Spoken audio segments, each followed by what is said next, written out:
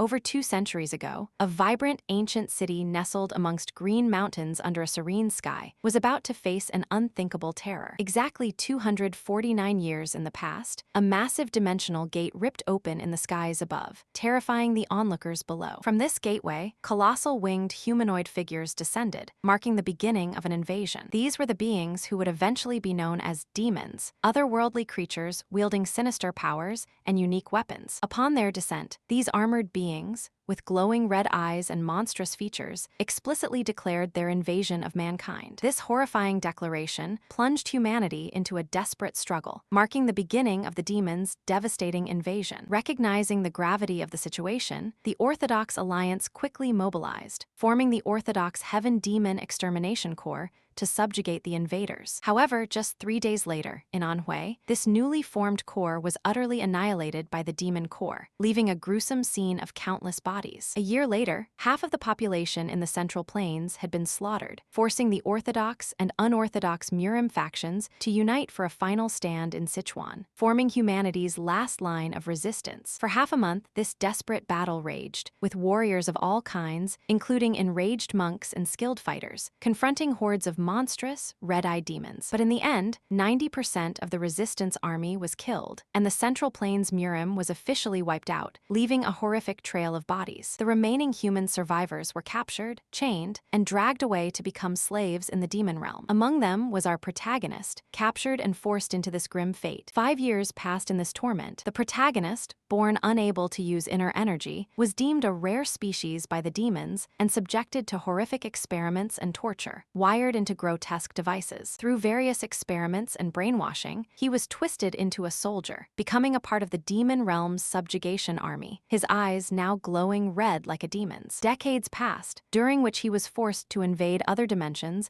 and participate in countless slaughters. He killed and killed and killed even more. 75 years after becoming a slave soldier, his twisted contributions were finally recognized, and he rose to become a commander among the demons. But even as a commander, his thirst for something more festered. 120 years after his promotion, he finally uncovered a secret that took him another 50 years to meticulously research and manifest. Then, 65 years after that, he initiated a rebellion, a meticulously prepared uprising against his demonic masters. However, 1 week after it began, the rebellion was brutally crushed, leaving a landscape littered with the bodies of his fallen comrades. Exhausted and defeated, coughing up blood, he gasped for breath as a monstrous fiery entity loomed over him. The rebellion had failed. The formidable demon King Tarrant, a towering armored entity, expressed his profound disappointment at the rebellion's pitiful scale. He questioned if the protagonist had truly risked all his accumulated contributions for such a meager uprising. But the protagonist, with blood smeared on his face and a fierce grimace, vehemently refused the Demon King's use of his demon name, Schwitz von Grentel. With gritted teeth and bloodied hands, he defiantly proclaimed his true name, Sa Bigeng. The Demon King, still shrouded in flames, admitted he truly didn't understand Sa Bigeng, explaining that he had observed humans for centuries. He noted that despite their meager abilities, humans possessed a tenacious obsession with survival, which he considered their only strength. He questioned why Sa Bigeng, after all this time, had acted so recklessly, to which Sa Bigeng replied that he had to experience it at least once. With a bloodied grin, Sa Bigeng declared that he had no choice but to fight the Demon King at least once in order to gain definite victory the next time they battled. The Demon King found this interesting yet foolish, scoffing at the idea of a second chance, stating that Sa Bigeng would die that very day. But Sa Bigeng's bloodied hand trembled as he vowed that he would not be killed by the Demon King. As Sa Bigeng gritted his teeth, his eye glowed, and a defiant, fanged grin spread across his blood-stained face. Suddenly, a sharp white object impaled his shoulder, causing blood to spurt. Engulfed in a surge of purple energy, Sa Bigeng screamed in agony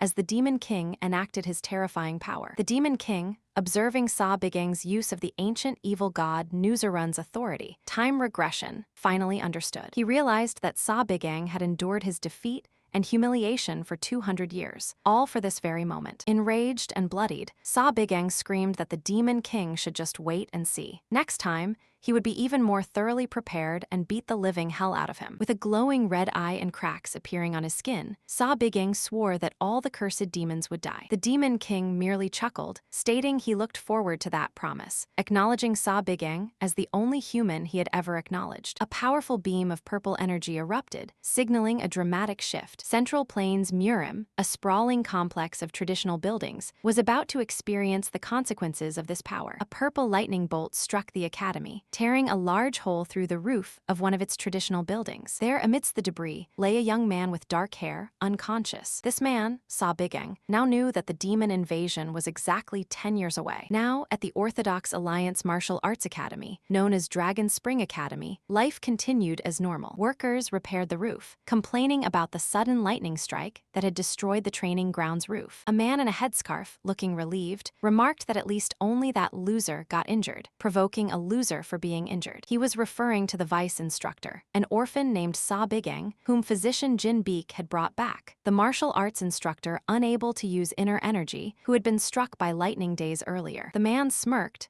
saying he heard Sa Bigeng wasn't badly injured, though it would have been better if he had been, because today was Sa Bigeng's public execution. Whispers rippled through the crowd as everyone gathered, anticipating the spectacle. An elder official announced the official start of the duel for the spear assistant instructor position of the Dragon Spring Academy. On one side stood the current assistant instructor, Sa Bigeng. His opponent was the challenger recommended for the position, Ming Sandiak, the self-proclaimed invincible divine spear. The duel was requested to verify Sa Bigeng's abilities, and it would determine who truly deserved the assistant instructor position. The official urged both men to fight with their honor as martial artists on the line. Ming Sandiak struck his staff, observing Sa Bigeng. "Ho ho, you seem better than I expected." With a boisterous laugh, Ming Sandiak, calling himself the invincible divine spear, stated he thought Sa Bigeng was making excuses to avoid him after being struck by lightning. He declared that since Sa Bigeng appeared, he would quickly end the duel in account of his bravery. He condescendingly suggested Sa Bigeng could just surrender, then began to reminisce about an incompetent instructor